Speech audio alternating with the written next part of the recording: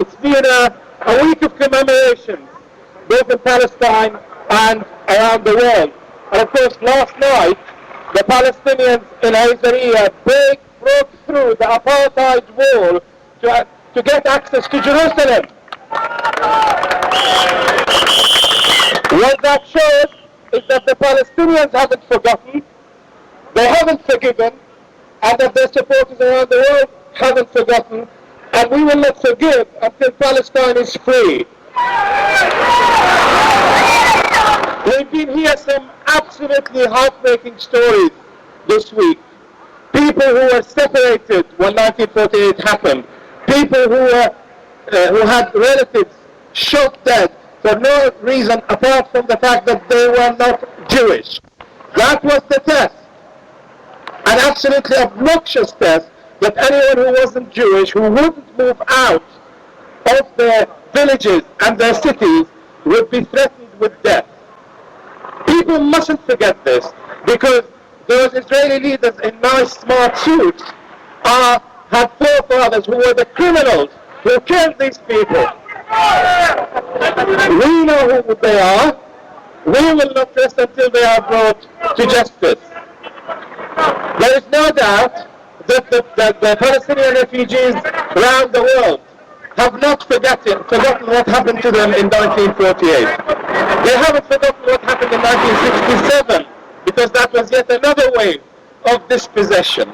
And no amount of explaining away by Israeli governments and by Zionists that because people lived in that land 2,000 years ago, there's any link to the people who are now occupying. And that's what they are, occupying another people's land. And they're doing that with the blessing of those people in there. It was in the House of Parliament, in the Foreign Office, that the British promised, and I am a Palestinian from Jerusalem, promised my land to another people. And when they promised that land to those other people, those people were not even there. 1917, this is when they promised the land to another people, when there were no Jewish people there apart from those who were Jewish Palestinians. And we mustn't forget that. There were Jewish Palestinians, Jewish Syrians, Christian Palestinians, Christian Syrians, who lived harmoniously together. Apart from we know that religions don't always get on, but there was quite a lot of normal living in that period until the Zionist project came to Palestine. And it started with what is undoubtedly Zionist terrorism. That is the thing that drove the Palestinians away.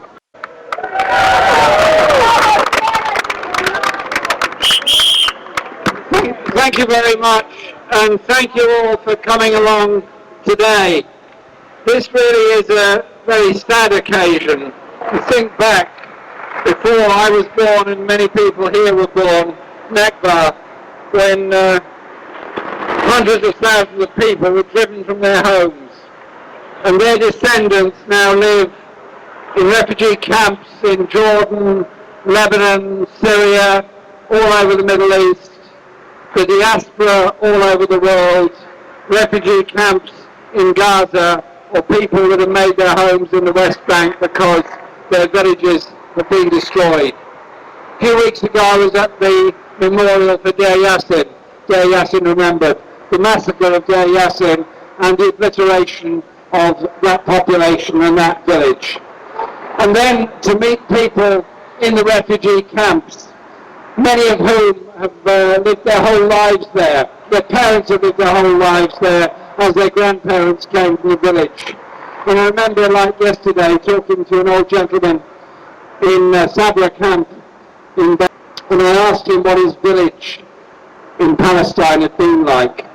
And he described every tree, every street, every house, every little bit of his village.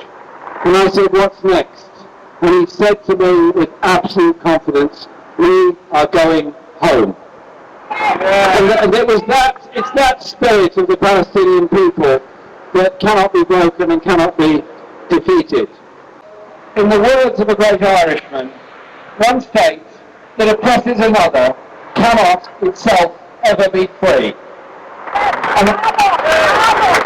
And when people in Israel say they behave as they do towards Palestinians for their own security, I simply say this: security comes from respect, from recognition, from understanding, from tolerance, from agreement, from participation, and from friendship.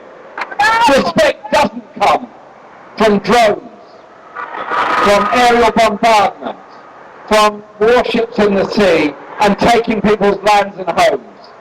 And so we stand here today with the Palestinian people against Israel and its apartheid policies on the West Bank, against Israel and its wars, against Israel and its theft of land. And we want peace for the Palestinian people and peace for the entire Middle East. And we want that building over there, our parliament, to recognise the Balfour Declaration as a historically wrong document. The way in which the Palestinian people were driven off their land in 1948 was historically wrong. We're here today to stand with the Palestinian people, and our message will go out to Palestinians everywhere. Solidarity for the people of Britain. We recognise the wrong role Britain made, and we're determined to put it right, and we look forward to the day the Palestinian people are free. Thank you. The fact is, Israel could neither exist nor survive if it wasn't for the support of the British, the Americans, and the other Western allies. Nothing that you've read, nothing that you've heard that prepares you for the reality of watching stones being carried up on Caterpillar or Volvo lorries as contractors for the Israeli army, and pouring those stones into water systems of poor shepherds while their homes are being demolished. There is nothing Jewish about demolishing tents of poor shepherds. There is nothing Jewish about denying farmers access to water on their own lands. I want to just say a little bit about some of the Israelis who are refusing to fight in the army. They are trying to make an example of a young man called Matan Blanc, who has refused to be part of an occupying force, and an oppressive force, and he's just been sentenced to his 10th term in prison for refusing to fight. This is the sort of action that people are taking to reintroduce for justice for Palestinians, but particularly important that we publicise that.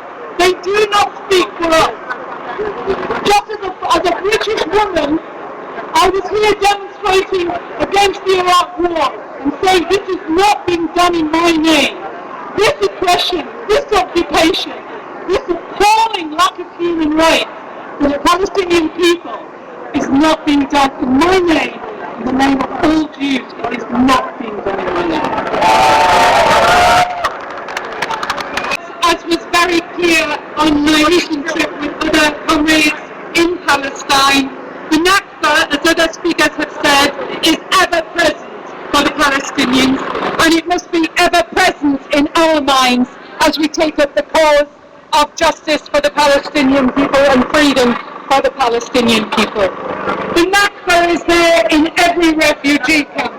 It's there in the destroyed villages all over, both 1948 and of course in the Negev and so on. It's present in the separation which every Palestinian family is aware of. So as well as commemorating 1948, as other speakers have said, it's our responsibility to continue fighting the ongoing Nakba, the ongoing ethnic cleansing, because the settlers are allowed to come down. These, in my opinion, are Zionist thieves. Zionist thieves who with impunity carry on the injury, the plunder and the murder of the Palestinian people. We have to ask our politicians to learn from a man who is not Palestinian. He is paralyzed, he can't talk, and he can't move, but he's got a brain, He's got a conscience.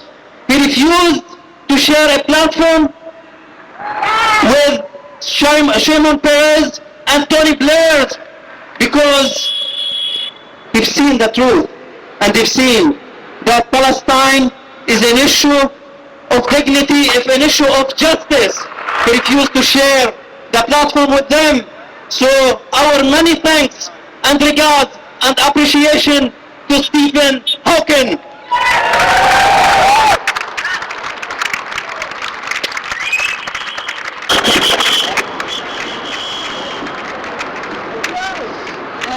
I'm the student officer for PSC.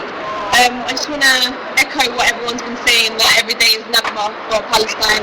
And I also want to mention something that David Ben-Gurion said in 1949. He said, the old will die and the young will forget.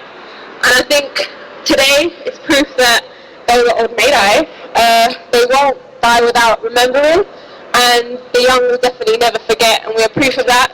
And I think it's also important, apart from commemorating days like this, we need to be active, we need to campaign, BDS, you can come talk to me, I do workshops.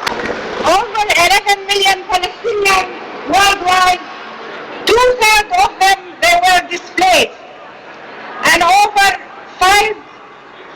half of them lived in exile as a result of Nakba. The Zionist military gangs forcibly evicted 700,000 Palestinians from their homeland. And to this day, people, we still keep our keys of our houses. And we will never ever give our home. We will never ever give, we will right of return. We will never surrender. Israel has the weapon to kill us, but they will never have ever a weapon to kill our hope and cause of return.